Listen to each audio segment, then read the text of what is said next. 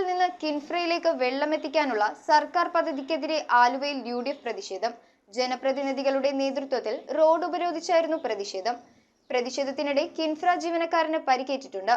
കുടിവെള്ളക്ഷാമം രൂക്ഷമായതിനാൽ സർക്കാരിന്റെ ഇത്തരം പദ്ധതികൾ എന്ത് വില കൊടുത്തും തടയുമെന്നും പ്രതിഷേധക്കാർ.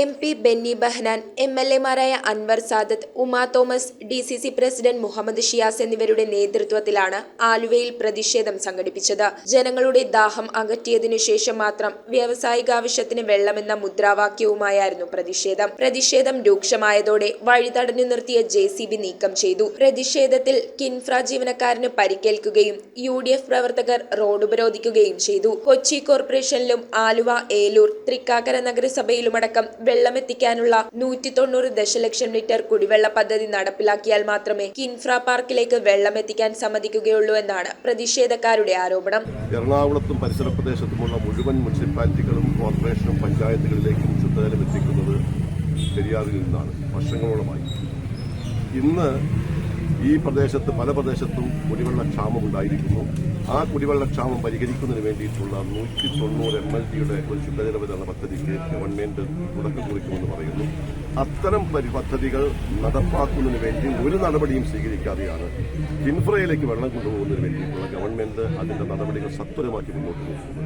അതുകൊണ്ട് ഞങ്ങൾ ഡിമാൻഡ് ചെയ്യുന്നത് ഇത് ഫസ്റ്റ് പരിഗണന കുടിവെള്ളത്തിന് കൊടുക്കണം. ഏതെങ്കിലും ശാസ്ത്രീയമായ പഠനത്തിന്റെ അടിസ്ഥാനത്തിലാണോ ഇവിടെ ഈ പദ്ധതി ഇപ്പോൾ നടപ്പാക്കിയിരിക്കുന്നത്? ശാസ്ത്രീയ പഠനം പൂർത്തിയാക്കിയതിനു ശേഷമാണ് പദ്ധതിയുമായി മുന്നോട്ടു പോകുന്നതെന്ന് വാട്ടർ അതോറിറ്റിയും വ്യക്തമാക്കി. ഒരു രാജ്യത്തായാലും ഒരു നാട്ടിലായാലും ഫസ്റ്റ് പ്രയോറിറ്റി കുടിവെള്ളത്തിനാണ്. അതാണ് ഞങ്ങൾ ഉയർത്തുന്ന മുദ്രാവാക്യം. കിൻഫ്ര പദ്ധതി അവിടെ നടക്കുന്ന പദ്ധതിയോട് ഞങ്ങൾ നേരത്തെ കൂടി തന്നെ പറഞ്ഞു, ഞങ്ങൾ ആരും എതിരല്ല. പക്ഷേ ആ പദ്ധതി ഞാൻ പറയാൻ ആഗ്രഹിക്കുന്നു, ആ പദ്ധതി ഉണ്ടാകാൻ ഒത്തിരി സൊല്യൂഷൻസ് ഉണ്ട്. ആ സൊല്യൂഷൻസ് ഞങ്ങൾ മുമ്പിൽ വെച്ചിട്ടുണ്ട്.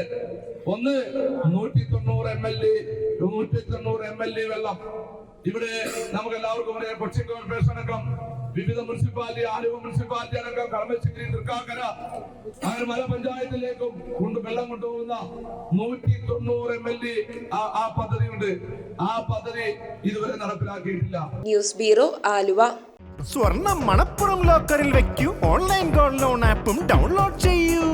സ്വർണം മണപ്പുറം ലോക്കറിൽ വെക്കൂ. നിങ്ങളും അങ്ങനെ സ്മാർട്ട് ആകൂ. എവിടെയും എപ്പോഴും സ്മാർട്ട് ആകൂ. Manappuram online gold loan smart ആണ്.